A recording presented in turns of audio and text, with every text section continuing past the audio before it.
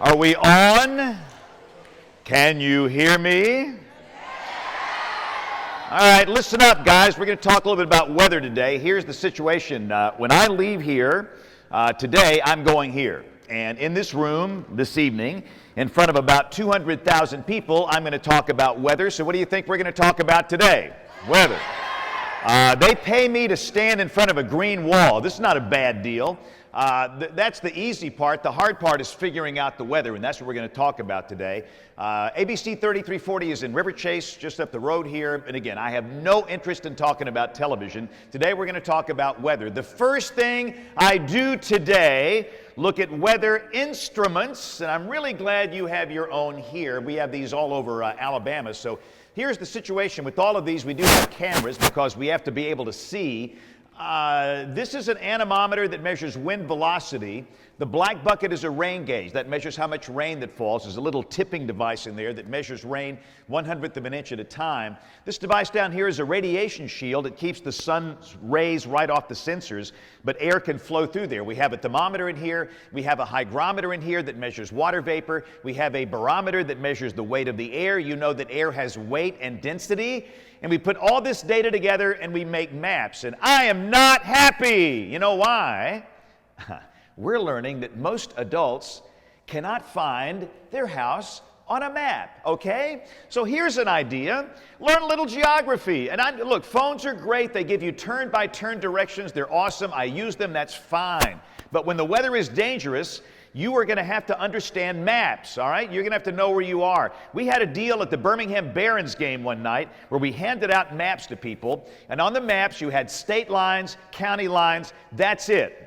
And we asked people to put a dot on that map within 50 miles of their house. What percentage of the people do you think could do that? 8. 8 out of 100. So for most people, this stuff is foreign. You guys have to understand geography. In a normal day like today, I will see about 200 maps, okay? And by the way, this is current. This is like about 30 minutes ago. So this is a current surface analysis of the United States. And by the way, all my maps have numbers. Hey. I was a math guy. You know, listen.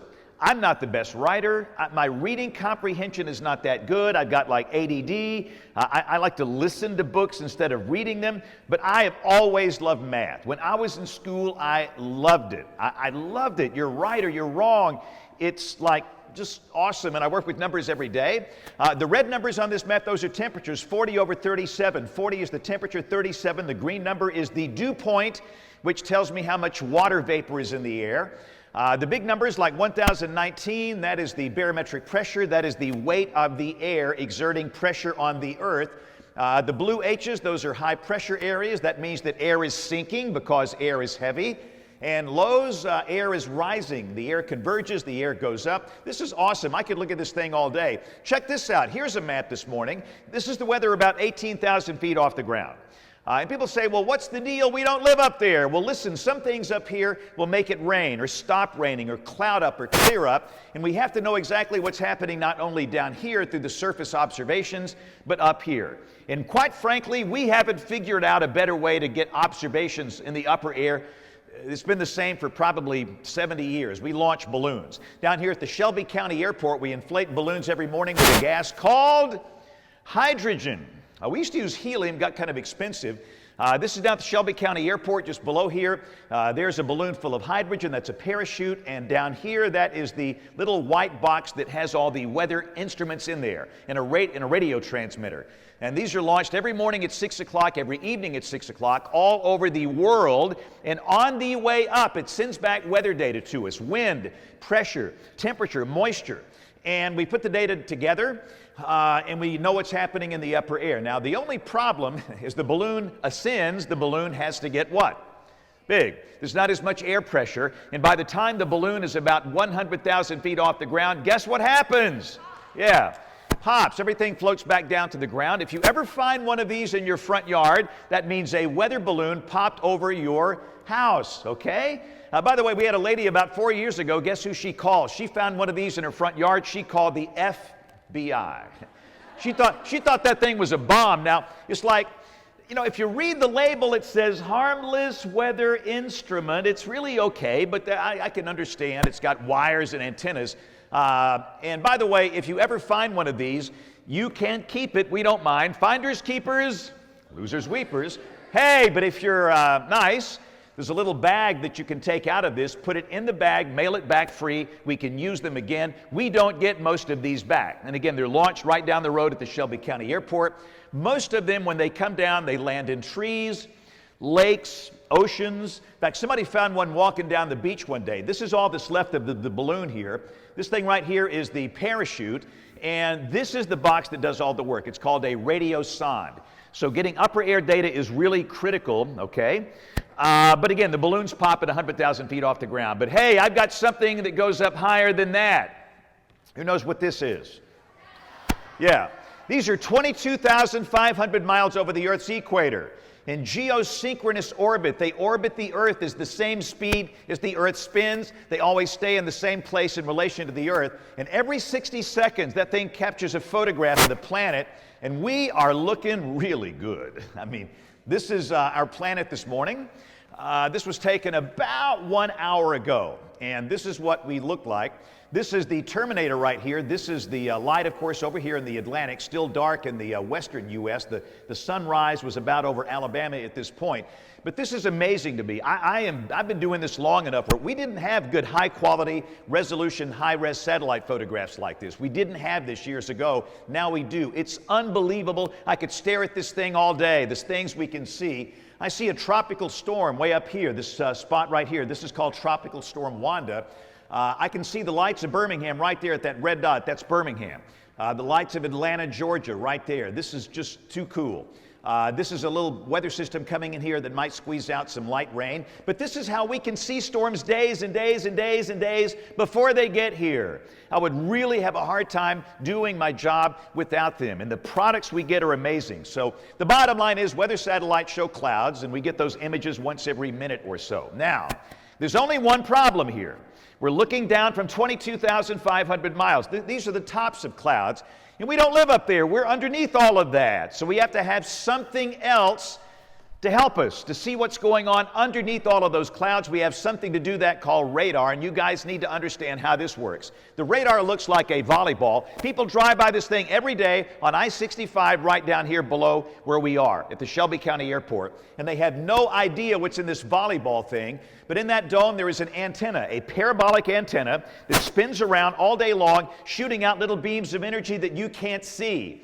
But if we have raindrops, part of the energy will immediately bounce off the raindrops and bounce back to the antenna. Happens faster than you can blink your eyes. It's like if you throw a basketball against a brick wall, it's going to bounce back. And this is what's happening here, but no wall, no ball, beams of energy bouncing off raindrops, and we make maps where the bounces are coming from.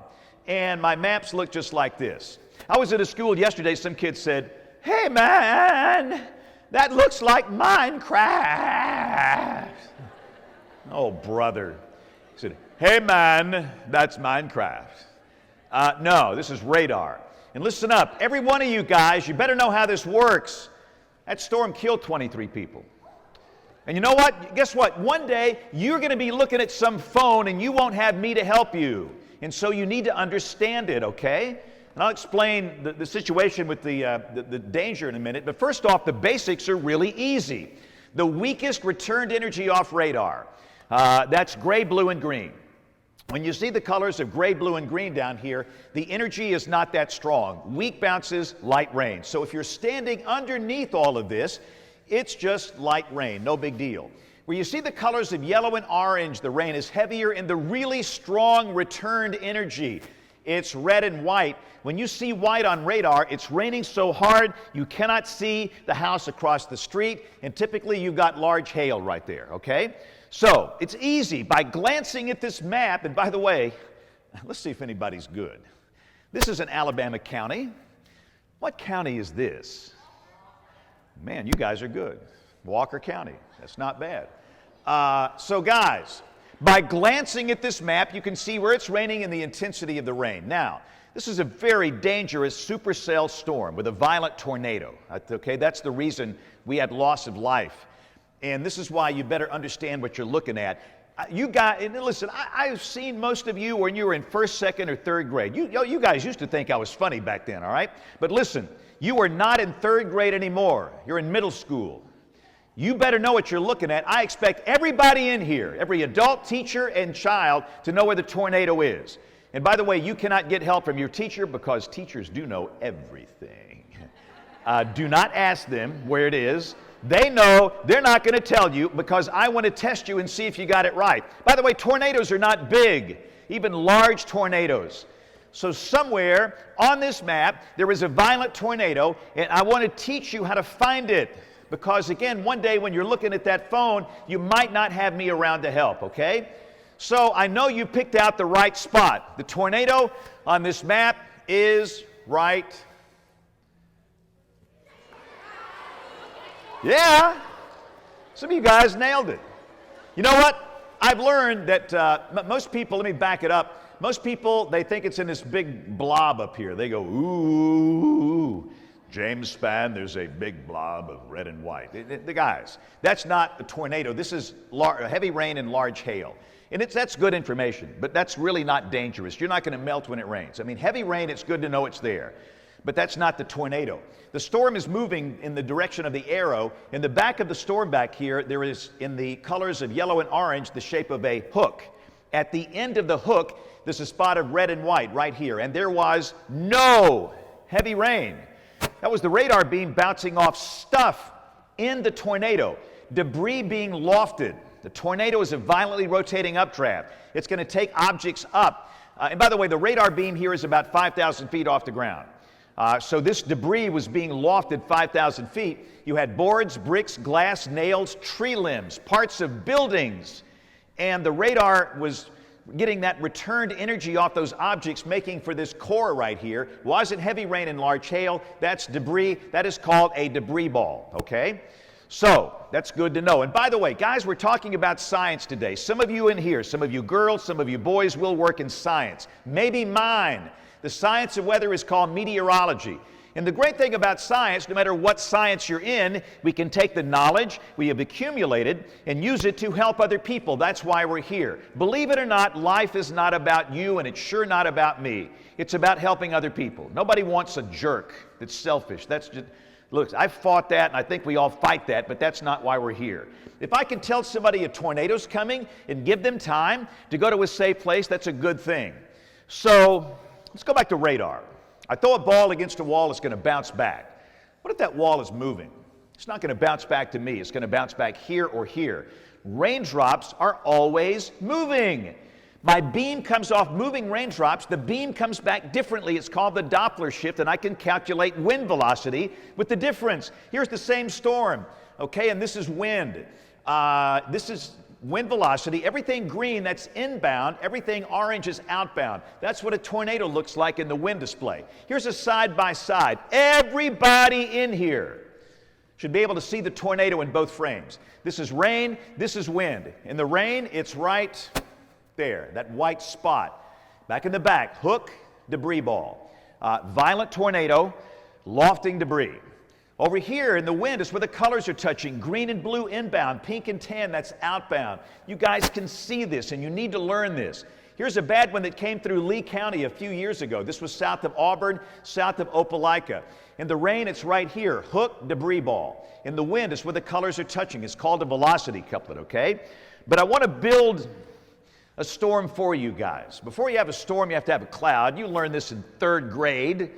The clouds I want to talk about are these down here, these convective clouds. Convection, that is the process involving a thunderstorm, convection. Stratus clouds are low clouds. Cirrus clouds are like awesome. Those are 25,000 feet off the ground. They're all ice crystals. It never, ever, ever, ever, ever rains from them. And they make for a great sunrise or a sunset. But again, this is what we learn and study, and this is what kind of makes us tick over here, cumulus clouds. Almost every summer day, you'll see a field of these things in the afternoon because of the heat. Hot air rises, and that starts the process. And if the air continues to rise, you're going to wind up with a cumulonimbus. Thanks for playing. And again, this is an amazing process for me. Here's something fun to do. And by the way, guys, listen. Here's something fun to do too. Every once in a while, how about this? Look up. I mean, we've gotten so, our nose is stuck in the phone all day and we're looking at this thing, and that's all right. But listen, sometimes you're missing the greatest show on earth, the cloud cover that we have up there. Amazing things happen. Put that phone on time lapse on a summer day and you'll see this. Those are cumulus clouds getting taller and taller, growing vertically, developing into cumulonimbus clouds. These can be 40, 50, 60,000 feet tall. And you can see them from a great distance away. This is what cumulonimbus tops look like from 40, 50 miles away. They look like big mushroom clouds. But this, again, is a process called convection. Warm air currents are going up, the air gets colder, and the cold air begins to fall. Updraft, downdraft. I need to teach you guys a little storm spotting today, okay? If you're looking for trouble, you're looking under the updraft. Rain over here, that's the downdraft. It's okay, it's nice to know, but I've got radar, I know where it's raining.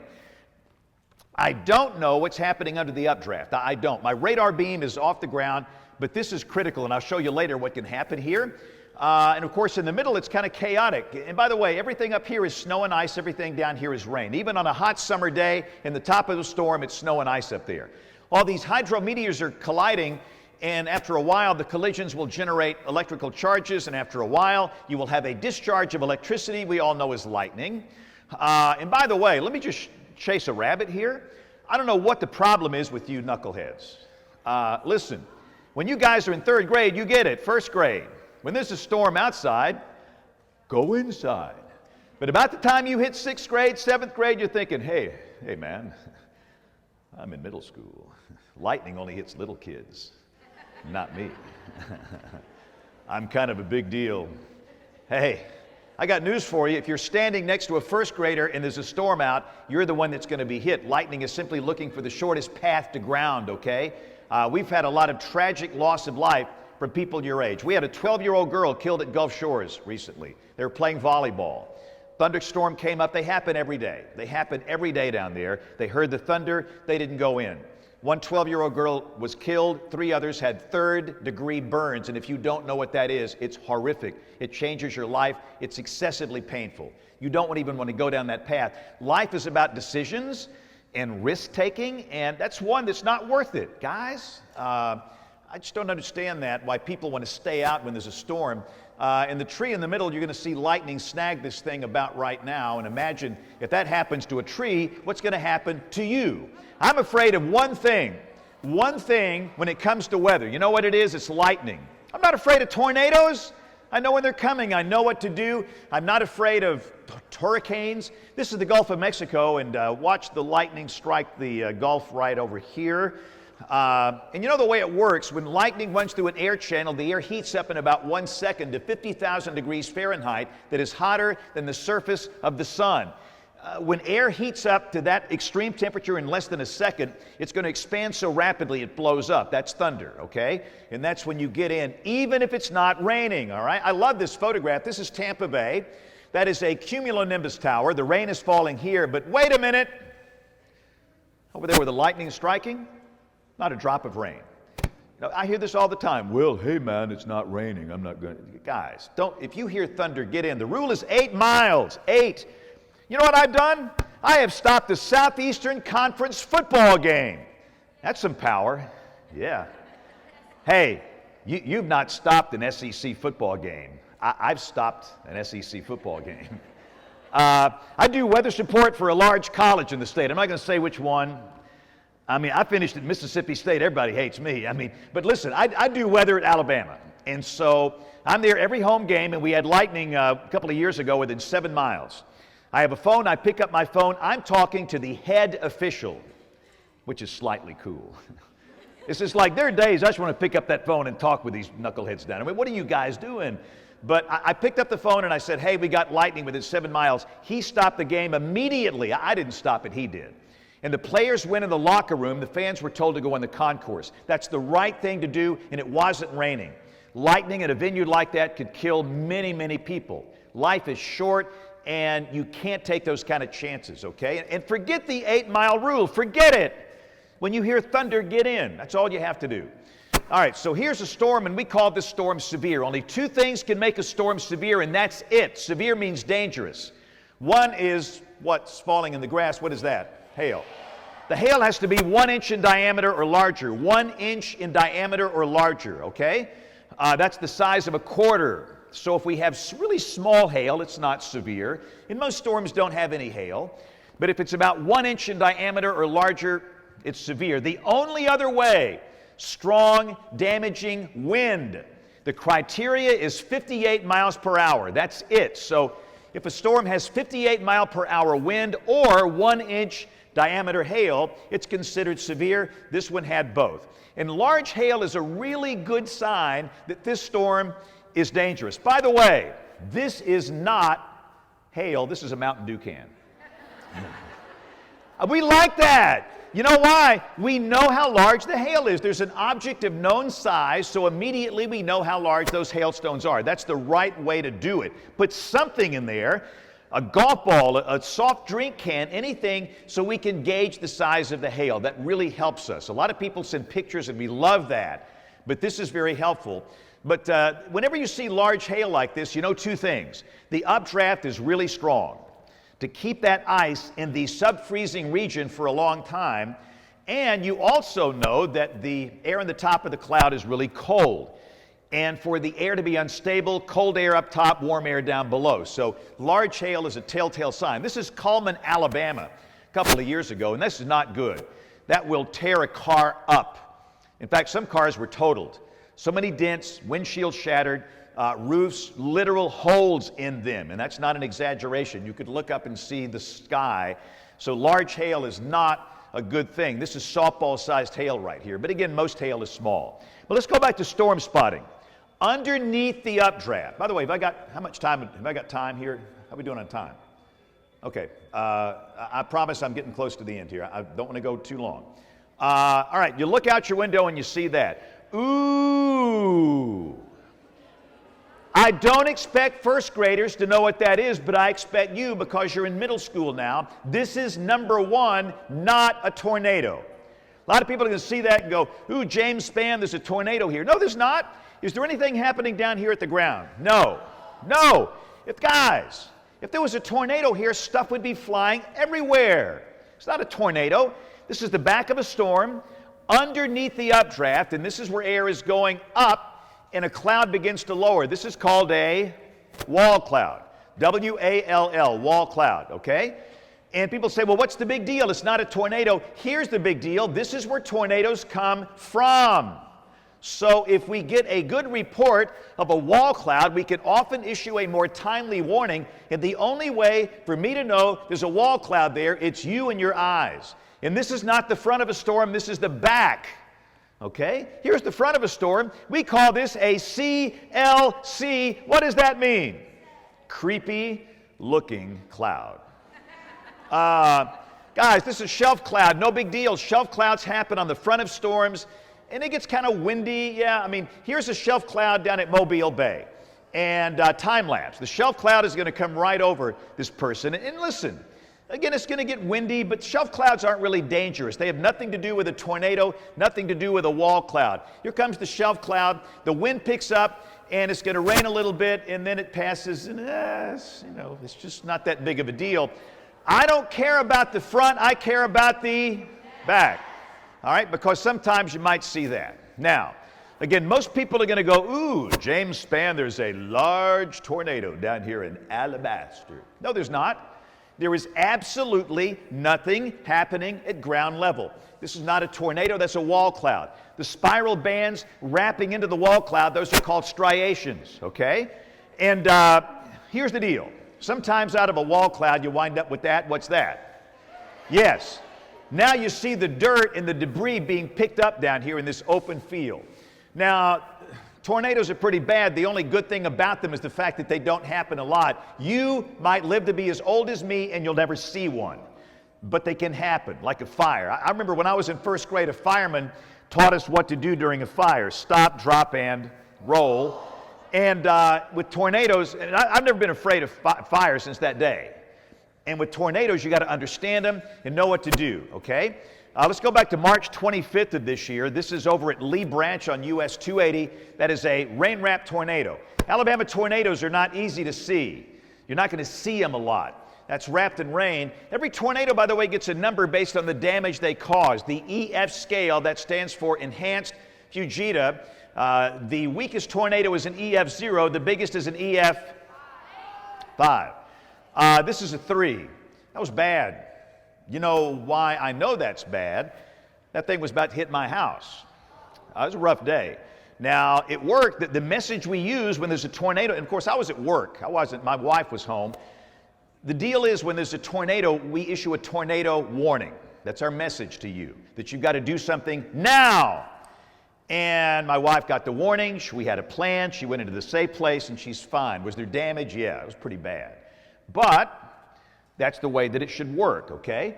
The tornado just crossed over Highway 280. It's about to go over the mountain here. Here's the same tornado in Pelham. This is up here on Highway 31 near the old Valley Elementary School. That's a violent EF3 wrapped in rain. And by the way, this truck and these cars have no business being out here. By the grace of God, he stopped. The winds, the tornado is going to come right across Highway 31. Here come the power flashes. It's about to cross down Highway 119, all wrapped in rain. You will not see most tornadoes here. 10 years ago, we had a really rough day. April 27, 2011, 62 in one day. One day, 62 tornadoes. We had 3 EF5s. 2 of them were side by side. 1 was over here. We had a lot of 4s, the red lines. That's a map of all of them. And goodness, these are pretty well known. Number 37, this is the first tornado of the afternoon. This is in a town called Cullman. This is going to be an EF4 tornado, and this guy walking in the frame is me. All I'm doing is standing in front of a green wall at the TV station in River Chase. But this is a good story. An EF4 tornado, 20,000 people live here, and everybody was fine. They knew how to get the warning. They had a plan. They knew where to go. They got into their safe place, and they're okay. We had no loss of life here, even though that happened. But let me just say this. The tornado didn't stop in Cullman. Once this left Cullman, it went into Marshall County, hit a small town called Ruth. And to me, one of the most tragic stories of this day was what happened in that small town in Marshall County, the Hallmark family. One 6-year-old girl lost her parents, 2 grandparents, and a cousin in the same house. 5 caskets, 1 family. Guys, this stuff happens to real people at a real place at a real time, okay?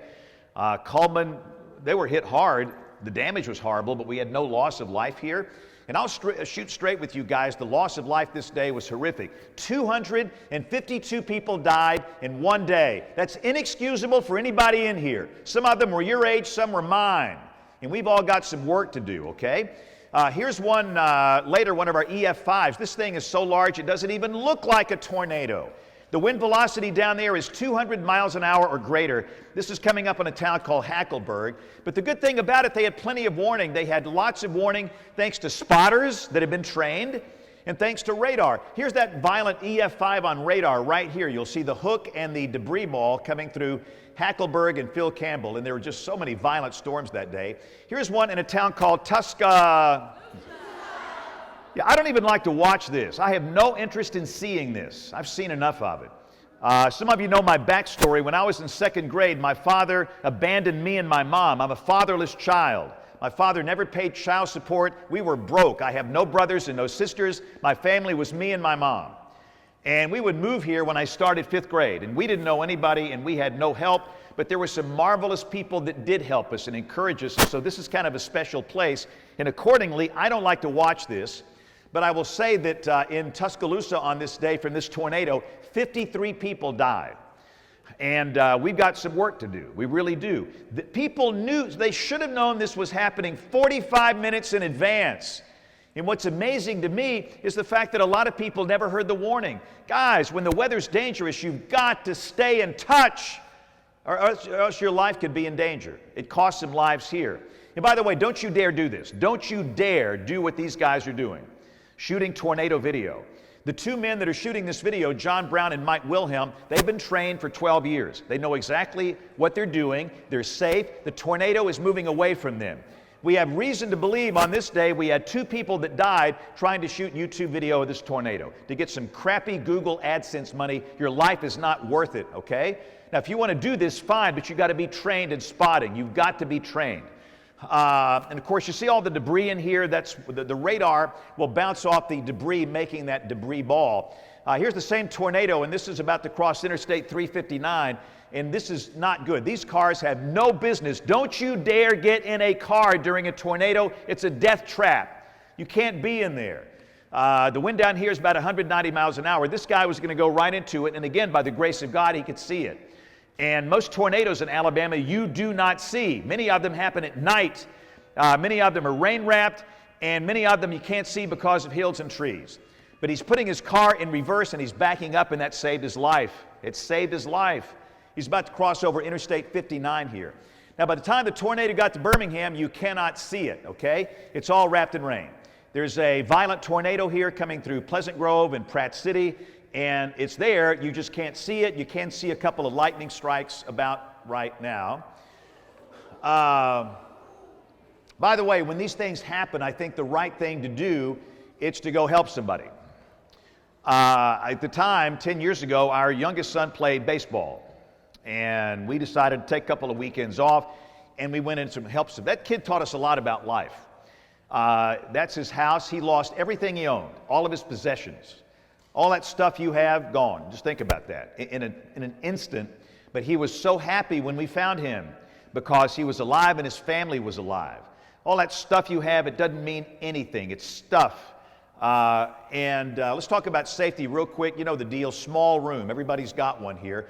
Here's a house out in Pleasant Grove. The roof is gone, the walls are gone. This guy's fine. He was sitting in the hallway right here. Every hall, closet, bathroom, fine. That's where you go. Here's a business in Tuscaloosa. They were in the hall, and they're fine. And let me just say this. A lot of my friends live in trailer homes, mobile homes, trailers. If a tornado is coming, you've got to get out. You can't stay in there. It's like a car. It's a death trap. I'll shoot straight with you guys. I don't tell you this when you're in third grade or first grade. 3 people died here. We don't know what happened. To this day, we don't know. Did they not hear the warning? Did they hear it and not do anything? We just don't know. This is Tuscaloosa damage, and I don't even like to look at this, but I will tell you, and I know this place very well, in every business and every house down here, it was a good, safe place. The biggest problem we had that day, people not hearing the warning, people thinking they're going to hear a siren. No, you won't. You can't hear a siren during a raging storm, 3 a.m. or even 3 p.m. You're going to hear them on a sunny day, but you can't hear them. And most Alabamians think they're going to hear some siren to tell them a tornado's coming. No. Everybody in here has to have one of these. That is called a weather radio. If you don't have one, ask your parents to buy one. They cost about $30. It is like a smoke alarm in your house for a tornado. It will wake you up if you're asleep. It will let you know if the TV's not on a local channel, you need to check this out. There's something going on, okay? And real quick, we've got to hurry. The rules, you know the rules. Small room, lowest floor, near the center, no windows, and no mobile homes, okay? So, tornadoes. Tornado season just started. November through May. That's tornado season here, okay? We don't have tornadoes in summer. In summer, we have these. What's this? Yeah. Hurricanes. Hurricanes are big, tornadoes are small. Hurricanes are born over the ocean. The water in the Gulf has to be 80 or warmer for these to pop, or any ocean basin like the Atlantic Basin. What do you call the hole there? Eye. Hurricanes can stay out there for weeks. We give them names. This was Hurricane Laura last year. This is Hurricane Ida this year. This is Louisiana. This is about to make landfall. Ida was probably the worst Gulf storm we had this year. This is some video from a home security camera. You know what does all the damage with hurricanes? Not the wind, but the water, the storm surge. No, they were not home when this happened. They evacuated. By the way, this home does not exist anymore. The storm surge took it out, but the internet still worked for a while, the camera worked for a while, and then of course it went away when the structure collapsed. But these guys do an incredible job during hurricane season. This is C-130A and the United States Air Force Reserve down at Keesler Air Force Base in Biloxi. They fly these suckers right into hurricanes. This is a flight into Hurricane Ida earlier this year. And by the way, it's a little bumpy up there. They don't fly over hurricanes. They don't fly around them. They fly through them at 10,000 feet. They always say if you're new to a hurricane hunter flight, do not eat lunch before you go because you will lose it, okay? It's a rough ride up there, but these guys are American heroes. What they do, they take the same weather packages we put up on the balloons, but instead of putting them up on the balloons or radiosonde, they drop them from the bottom of the aircraft down to the ocean. They're called dropsondes.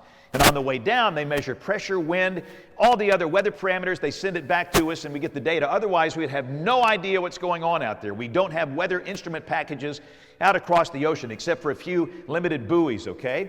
And by the way, this is cool. They just broke out into the eye. This is radical. That's wild. You're in the middle of a raging hurricane. Look at that. Blue sky and sunshine. That is the eye of Hurricane Ida. So I'm very thankful for these guys. So we have hurricanes and tornadoes. You know what's weird? Down here at this low latitude, from time to time in winter, guess what happens? This is back in February of this year. This is looking out my office window at my house. You know what's weird? These trees here don't exist anymore. You know why? The next month, a tornado would take them out. It's been a wild year where we are, but this was a good snow. The roads weren't that bad. You could make a snowman, have a snowball fight. Didn't last long. We had power. By the way, can I show you guys something? Don't tell anybody. I like you. I'm going to show you this. We have a security camera in my weather office that constantly records everything we do. In the weather office at ABC 3340, I wanted to show you guys what it looks like in my weather office when it snows, okay? This is some video we pulled up from February during a snowstorm. This is what it looks like in my weather office when it snows right here, okay? And you guys don't have a sense of humor, but that's okay. Third graders think that's funny. I'm not going to say which one of these guys I am, but we'll just leave it at that. Here's some bonehead on a recliner on top of a car hood. This is Alabama. I mean, this is up here in Florence. We had a wild winter. A lot of things could go wrong here. I'm just going to say that. There's probably some great OSHA violation here. Here's some guy that's on a surfboard doing the same thing. This is up in Decatur, Alabama. This is not Alaska. This is Alabama this past winter. One of the snowiest winters we've had in a long time. We also found a unicorn. This unicorn is coming up, being pulled behind a four-wheeler. I spoke in Athens at an elementary school earlier this year, and I met the family that shot this video. This is like too cool. I mean, that is like the greatest. You just don't see this a lot in Alabama. Now, it was 15 degrees. You won't believe what this guy's going to do. I mean, come on, man. Oh, this is not working for me. And this is, watch this. So the guy gets out, he takes off his glasses, and the guy is going to go right back in. I mean, that makes no sense at all. But Birmingham is a very pretty city when it snows. That's some drone video coming up on Vulcan, but sometimes we have bad snow. Teachers, remember this one? So this was 7 years ago. We screwed up. We fouled up. You know, this is a reminder there's so much we don't know, and there's so many things we can't do. Guys, I need some of you to get into our science and help us, okay? I promise by the time you guys get to college, there's going to be a lot to learn, a lot. You learn humility in this business, how much you don't know when you get older. We thought it was going to snow a little bit, and the weather forecast was pretty much on it. It snowed a little bit, not much. It was only an inch or two of snow. But here's what happened. The ground was warm and the snow melted. But the air was 18 degrees Fahrenheit. The snow melt immediately turned into, we had a flash freeze. I've had no experience with that, none in all my years. And the roads were solid ice. They all left at once. They got stranded. We didn't think the roads are going to be bad. They're down here burning anything they could burn on the side of the road to stay warm. This was a humanitarian crisis, and we caused it because we did not forecast the impact correctly. So again, the object of the game here is that we need more people in the science, and we need to learn a lot more, okay? In fact, I think that's one of the greatest things about my job is the fact that we get to learn something new every day. I will learn something today I did not know yesterday, most likely. And the other good thing about this job, we get to help people during times of threatening weather. We might not be the best at snow, but with tornadoes and stuff, we're okay. And when you can do that, life is pretty rewarding, okay? All right, I've talked way too long here. Before I go, this is, by the way, I don't do this for anybody above 6th grade. We're going to get you guys on TV tonight. 200,000 people. I finally had to replace, wait a minute, hang on. Listen up, not a word. I just got 3 rules about this. Number 1, Everybody just stay seated. Number 2, guys, keep your hands to yourself. I know 6th graders well. Some of you in here have not washed your hands since last Christmas, and that's nasty. I don't want that thing around me. Hey, and the big rule, listen up. Do not do anything to make your mom angry at me. I don't want your mom calling me up. Hey, my kid down there at Thompson Middle was on TV tonight in front of 250,000 people doing this. You know, I don't care what you do, just don't make your mom mad. By the way, when you send me pictures or video, does the TV hang on your wall like that or like that? Like that, okay? That's the reason we want it sent that way. Everybody smile and wave at me right now. You guys are on TV. Oh, yeah. Oh, yeah. Uh-huh. You guys, it's your last chance ever. Uh-huh.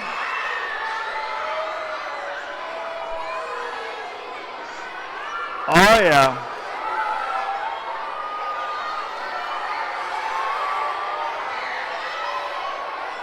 All right. Hey guys, this will be on ABC 3340 today at 5 o'clock after I'm done. Thank you guys for coming. Y'all have a great day and you're a great audience, okay? Thank you all.